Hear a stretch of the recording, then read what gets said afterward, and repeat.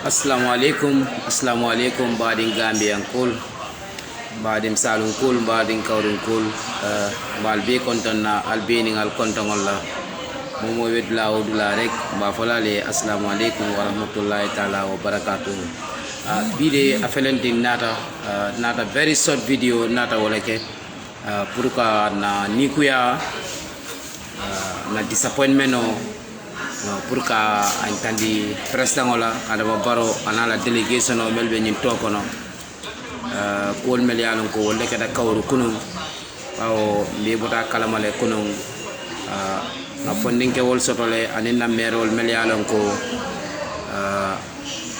e wulita e gele ta pour kata ka adama baro na la delegation o ke bendung silo kam, but unfortunately inata involve accident auto gele nata boy fi mo jamana ta baramaje o wularo la sainteng mo laring kawru health center to dolbe farafenya health center farafenya general hospital e dol fanan tendendi nan kana fo banjul fo esila treatment no soto nyinketa mo le ni ko ya balati aketa nta fango kunde ngoy ni ko ya balati aketa nyeji kilate balati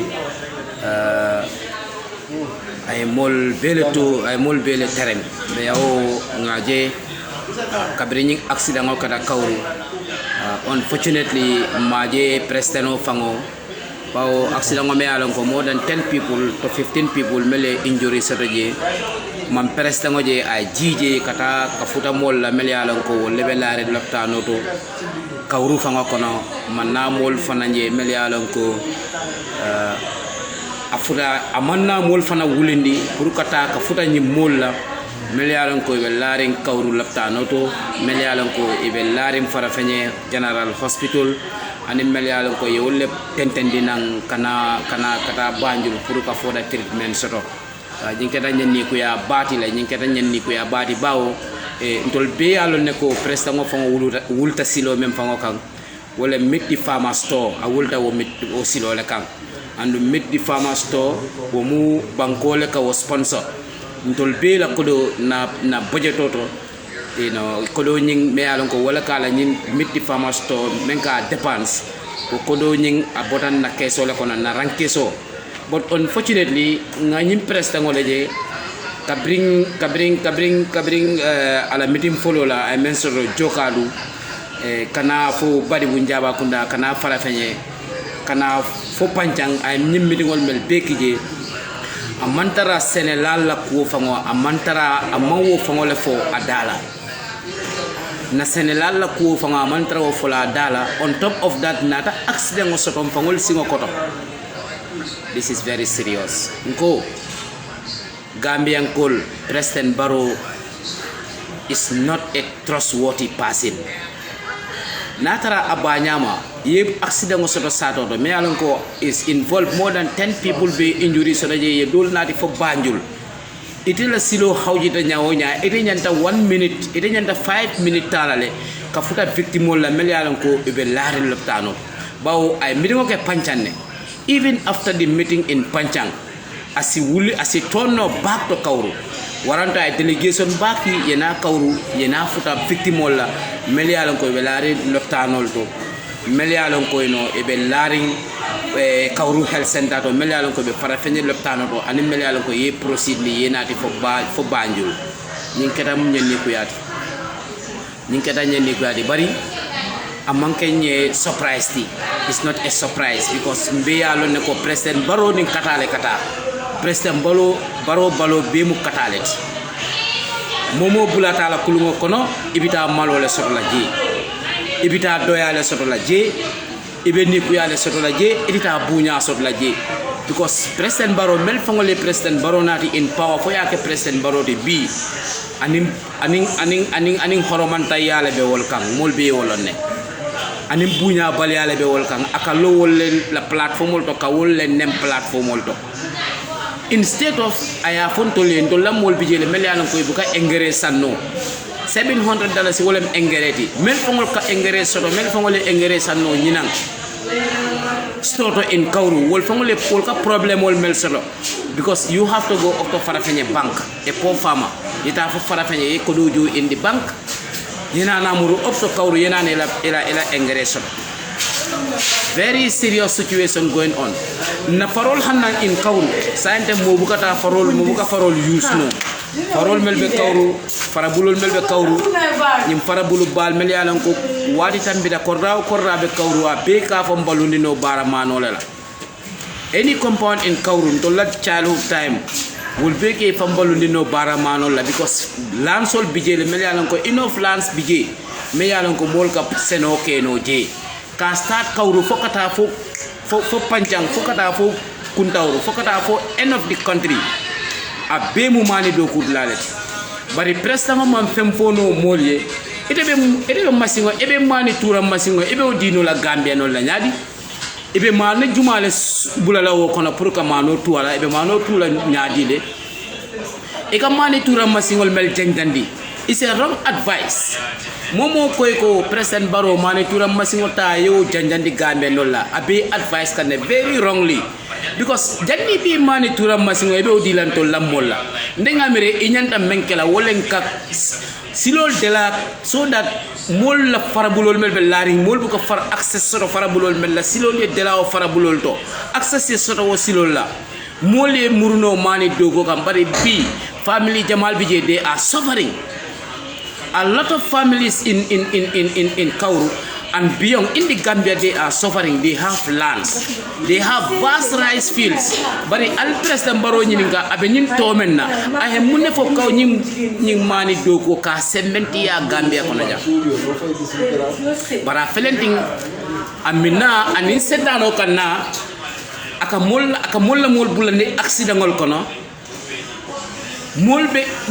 mol felenti be larim bandil loptano ko na mol fele e be laring farafenye loptano na mol fele e be laring Kauru health center do president Baro ye sabarole play pancang kuno amin sawruba ay kajole farakan pancang instead ay 5 minister ay ta al fangola victimol al fangola accident victimol ay ta Kauru ay wol atento ay futema ay jibe keta nyame instead ay woke bari ama woke atata surwa tantang atata wala organize pancang sato kono andu ngabe meet the people store meet the farmer store president Baro be wala tay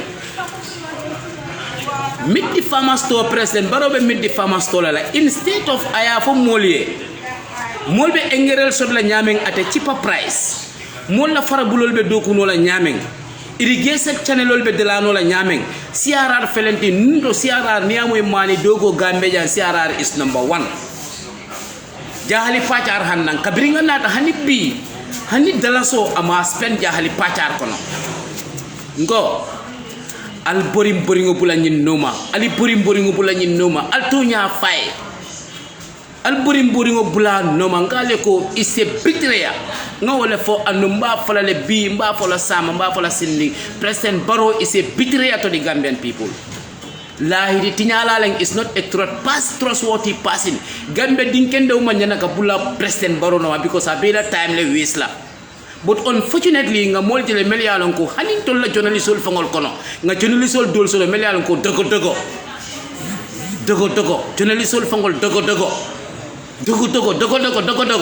kodo rek ibe kodo nyinina yamira ko ni mang dogo nyul no mete balula ndol pitale me nyamole nyimi la nyim banko kanya ndol be wala kela bari ndol te dogo la president Baro no man ta dogo la mo noma mpareta le ka nyamo nyimi nyim banko kan. Very sad. Yemol involved in the accident to in Kauru. Mol be laring Kauru loptano, mol be laring farafenye loptano, mol be laring bandit loptano. Ite ma wol la time so de ikata wol hadani, ikate hadani pancang. Baba, and to meet the farmer store abe wol la ala fonye bang Kauru. What is our problem? Mune to la problem oti Gambian kol fangol mune mun to la problem on to CRR kol mune mun to la problem oti.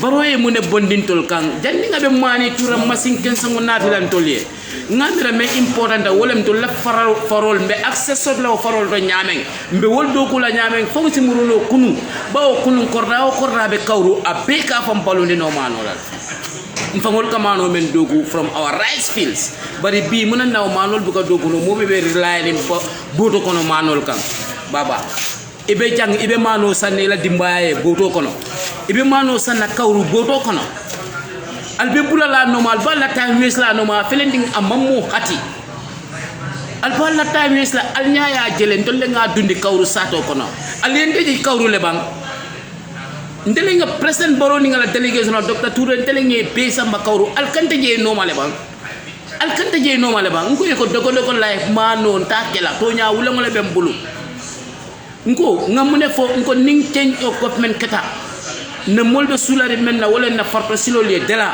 na kunkuno silo le dela bari bi ni de boda jahne kunda fa ngoy ko kata simbara ite ni moto tata simbara fula nyaw to be moto londi le te cross no la kata simbara sa ba nyaw ndo la problème wol bije kere mayla hannan jitije ñinen kata sanji saba ñinan joman soto je kawru la ji problème o hannan alka mo ne dogo baro no ma kawru kol felende albuke min jiola alman jio fango soto al bi min na jio mem fangola jio mem fango be minna la en kawru we don't have it kabrin 2012 ya jamme mo la pompota ayadi nawek la nawek hani pompe hani 1 meter paipo amala kawru sato kono kawru kol be mo ne bula la presse baro no ma ndolbe muna mbe muna nyinin na noma mbe muna fango nyinin na noma mbe muna nyinin na president baro noma baro mbe muna nyinin na baro noma baro ye muna keno ifina la mol fango le in manka mankunda na manke école la projet do me alon ko life ni projet do nyanda tala sate do ay wol konye aya samba fango la sato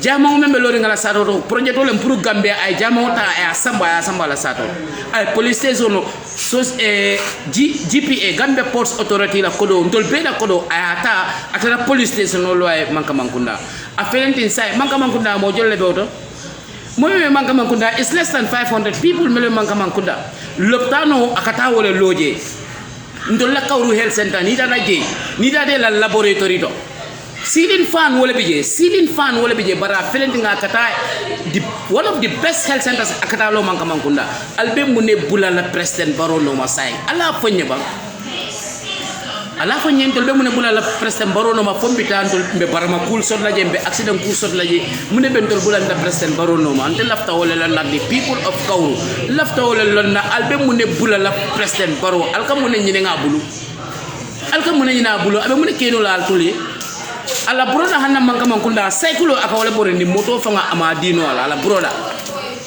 the same fada ala broda hanna manka mankunda cycle o ka wala bore ni sa to kono ya Gambia Kauru Salum mbe mune bulala far president ka mune dogo president barona na mbe mune dogo la noma ndol la problème wol bije ndol mang sino nga president baro face nga tonya fay mune be kering ninde be Kauru president baro ñi accident os keta nde ñala Kauru president baro de tambila Kauru fay ñi mol fay attend by force he has to attend them because if indita le pour kata bendum if indita wala pour kata bendum say ni dara bendum ay accident so do ya xana tara tita bala anyanta murula tañu la condition jibe leftano bara mo kede atata tantangole organize panja Gambia very sad country. Very sad country. Hanin na electoral million ko they are at the college. Some of the senior citizens in this country, ibe felenti be tonta into handkerchief. Everybody is fighting for his pockets. Pocket. Dogo. Why that? Gambian on. Ndolbe muna nyi dogo la president baro no ma me muna dogo la no ma. Me muna dogo la no ma. Why should we waste our time after this man a common betrayer? The whole country yalo ne ko is a common betrayer. Hana fangol ala supportal mel fangol ba no ma. Yalo ne ko baro is a betrayer to the Gambian people. Ede ni mo lahido. Ede ni mo le lahido ta. Imanke no forot. Ini mo le lahido ta sanyi saba imanke no forot. Wo wato side inya beta Gambia dingol kay ka wol sorom. Afele sentano le ba no ma. Nde bal advice la menna Kawrun kol aning Salum kol nde bal advice la menna mo kanala time waste ka bula nyin noma mo kanala time waste ka bula noma because waste time le nafa tala We are there. CRR Hanang is the poorest region in this country. The poorest region. How comes? How comes? I need na men keten kana meet the farmers store. Ala ko ni fa meet the farmers store la bam fa political propaganda la. And it is sponsored by the taxpayers' money. Nteni ite ani wo college lectural melialon ko be dogo la noma. A senior Gambian citizens e 40 e kilo be bala e ka mone dogo ni fo ning baro mete balo ndete balo ning na senior citizen ol malli fanna e me fan trust no ko tol be survive no la ni man dogo baro no ma ordinary people ol be kala nyaadi in this town mol be kala nyaadi le. But sometimes I don't blame him. I blame the Gambians. Gambian on Melialan ko be dogo ka noma. Ndeka wolle blame because iya lon ne ko tonya naman ibe borike kungolle e man kana borika Gambian no ge. Ibe borike kungolle because baro be borika kungolle. Momo be baro noma be borika kungolle ngo fole and bari fit la momo be baro noma abe borika kungolle. Abe borika kungolle because it's a common betrayal. Ani moli lahido sibi ama lahido respect ni manke lahidi mutalati ni manke moti mosi patano moment noma ni banko kanjam baro is not that person. I'm appealing to the people of Kauru. In fact, I'm warning the people of Kauru to desist themselves from following Baro. Ikamone nyine Baro noma. Ikamone nyina noma. Ning is a lesson for all of us. Bao ate accident o keda nyala Kauru instead ateta I wo accident mel in fact accident I tell a situation o jibe amaoke atata program le organize pancang ka wol fangol hadani Gambia ka wol fangol provoke. It's very sad. Ka wol fangol provoke to provoke our people. Ninga mu doti ning accident ba keda Kauru he would have cancelled his journey. Apala joni aba cancel la bara ma woke aliya ja wokele anu atata panjang ay miningo menke panjang aliya mo la fenne fa alla senekol to ay fenne fa alla senekol hani feng ama wole fo senekol na manke talabu na manke talabu di kumam fo kuma kanam mel yalla ko they have no bearing to the life and the livelihood of the Gambian people. Wo kuma sifal, wo kuma mane sifal. Ape ol da male fogala tot. Ndol be mune bulala o noma. Nim mo meje ifango nyanti ifango jelale. Ning President Barrow amang Gambian la me honono ame bunyano ame horomano.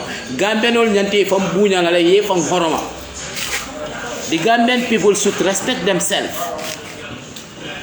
The Gambian people, they should respect themselves. They should know that this man is not even fit to be I don't know malom ba fala nyameng mamira nyaton kaya position of nga fit wala. It's not fit for that. It's not fit for that. Al sabula no aliajibe ay mol jasen nyameng ay mol jasen from the coalition set up mix up PDOS candidate with UDP guys. From there come mix up UDP itself. From there come and mix up GDC. From there come and mix up with APRC. This same Barrow, Gambian don't learn.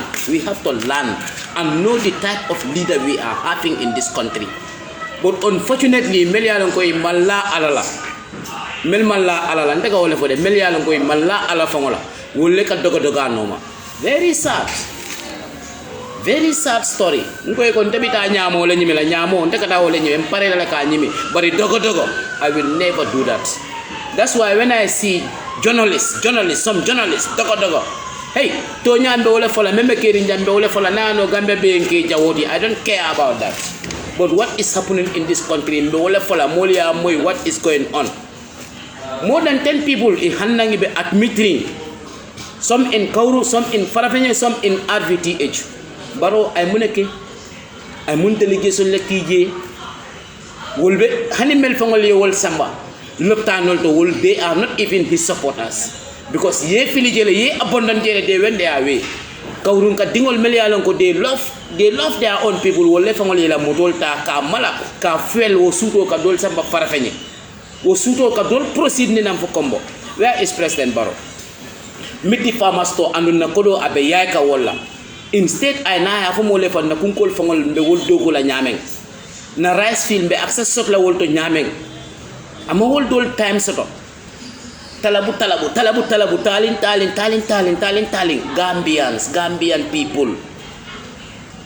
Wake up, Gambian people. Wake up, people of Kauru. Wake up, the people of the Gambia. Motentol nyato jang, membentol nyato jang, wo is running for his head. Aya fole akuma ka abe boru abe kuma di mal fla fangole ako ni be campaign le kam mempo because hate campaign start. Even though other political parties in the Gambia will man campaign start, but hate campaign start le. And nga felen thing abe the same word la ba fala le. Ako GPMB Kauru kabir ngana la ji. 2017 ako GPMB muralan. Where is GPMB?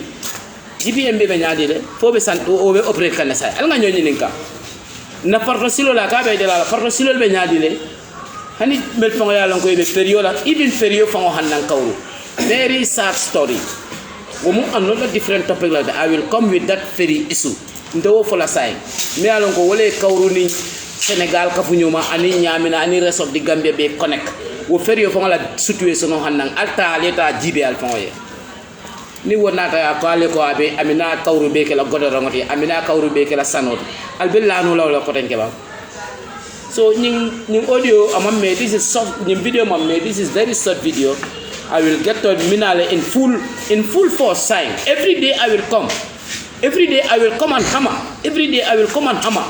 Mayalonko is going on in the provinces in Mamembondino Fankang. Minale nga bondinyo mole nyoto one by one. Pumol fangali alonko. The type of leadership they are under. Very sad situation. But unfortunately we have handkerchiefs. Mayalonko ndesan. Very sad. Mo yela dignity wafi. Yela educational qualificational be wafi. Yela integrity be wafi. Imambula mo noma. Eko ekabula President Barola noma. Gambia. It's only in the Gambia. Nal fongole ajibe this man how tricky it is. Altolia fonye bang Gambia be dunia be kono. Alnya a sitting president nyuma le mealon ka be toko kang oppositional noma. It's a sign of desperation. So don't fall under his trap. He is already desperate. Barrow is already desperate. So let nobody fall under his trap. Mo kana fall la trap to. Ala bulaje melbe dogo la melba singo new na ya singo new. Mel yalan ko ye fam value ye Gambia value ye la dingol ni mamari ngol la fito value. Ye fam disassociate from him. Mo liem pang disassociate from this man. Afelen 37 million. Wosindo la Kauru silol be de la no hanna fatu babaro la account toto $35 million $700,000 $35 million hanna dunda fatu babaro la rankes on account kono ndol la Kauru silol fangol man soto even to access road fango ndol la famine sisino kono ngamere baro nyanta wala fala mole abe corruption of fight la nyame nyim banko kam abe ndol la seno abo kabring wati juma dabandingo na mol wala use kam abe pawatila natila nyala abe tractor natila nyalile bar kafta ka falol ni suol ka falol janjang ka man su janjang falol ay wala janjandi from the frying pan to the fire natara is an intelligent leader the nabida ay 300 400 falol sana ate pawatila sana molema ali ngam panje na mam tulje ali ngam panje ngadogo bula. Unfortunately this is what happened in Kauru. Iba bendung kang accident ngo sotaje mul paramata je dol be dal leptano to Kauru dol farafeñe dol hanam banjul bari unfortunately among time fango soto katawol fangol jibe ndeysaan baba fontol be tulam fa wafilam na leader solal ba will we be selling ourselves to our presidents? We build up Jammeh. He become a big, I don't know what, a big dictator in this country. Now we are building up another dictator here. So nyin dictator nyin manya tambila December on the 4th la Gambia nol be nyan talo na la ko this dictator should leave by December 4th because amam bala fa soto mole. Yemol dundi accident auto in Kauru. Ite itata pancang. Ni le bini ngobanta pancang so ku da nyawnya dina yefuta wolma. Are you better than them? Is President Barrow better than those women down there? Is he better than them? He's not better than any of them. It's just a matter of privilege. You are there, and tomorrow, honey more killing will come and do the accident. They went out, they want to show their love to you, but ye despise. You saw them instead. Ye jawya tilikam. Ye foreya tilikam. Ikobe finti la ke welcome ke bunya to dundi kawru bara felenti te jawya yole tilikam. Ye fili ko bay hanne be laare loptanol do taring. Hey, al nga nyaayele. Al nga nyaayele al dogo bula al nga dogo bula nyin noma al dogo bula noma. So this is my message andun tol mba challenge la mel yalla ko be laar loptano to ay kodos ay ta ay jara me president Barrow anala NP mo le mbebe challenge la wala let them go and make sure that those people at the health center yeta ye jara ye muri no mbe challenge la wala I'm challenging them Barrow himself and ngala dogo lal be yeta yenna mol ye jara ni me jara we will come up. Janin Sama, if I don't hear President send delegation there, I will come back. If I don't hear President send a delegation to support these victims tomorrow, Janin Sama tomorrow I am coming live again. But I make sure that I made Barama, I made the accident. I take care for a kender. Momo nyanta bola jankata oversee treatment ola. But make sure that I spend it because we will not give you our soul. We will not give you blood. You want to take our soul. It will not happen in our lifetime. So what I'm not also video la. So medua la mel fanam bula accident o kono je, you know, dol bi je affect me very seriously because they are my family. Most of them they are from my own kabilo, you know. But unfortunately, modol bi je they will not listen because I am the one who take these people to kawru ngol ñu lon telefe andu nga ñul foy ne ko ñul manke sa mu ta ñoti. Ñul mu jampan tungol la di baro na la mol be mu jampan tungol di baro mu jampan tungol la di ala jibe al bulala ko no ala jibe mo manyan la ka fo moy ko baro manke moti mo si bulano menno ma so mbada ni la jane bari message send la president baro fangoy ani ngala NPP molbe let them make sure that na victimol yeta ye jara we have enough victims in this country here enough victims le bijang abe mol hadani kan we have enough victims here sako kawru fa on tol enough victim hani dabada malako tada bada malako satina mote bulala nyin noma only dabada malako da madama satina lako mote bulala nyin noma se ko sidibe nyol la ko satina lako mo manya naka bulala nyin noma kawru ali ngam fanje let us see ourselves kana ke han kachifti nim modol be kala han kachifti wol talta wolela yeke han kachifti ya gendol man ke han kachifti. So this is it ngani sot video lo sotale this evening. Maybe la time to follow me. I want to say thank you very much. Not break letanu because we are doing studies. Mbesato jibe gambe travel kan katatulal beto. I have enough on my table. Say inshallah mbekarna la luol ka bondi nyoto. Nothing will escape in this country here. Mote food la jang. Andun to la siara ndot ko nyata bala fale fayen. It's the poorest region in this country. Electricity na boda kawru nim balangara la fonye.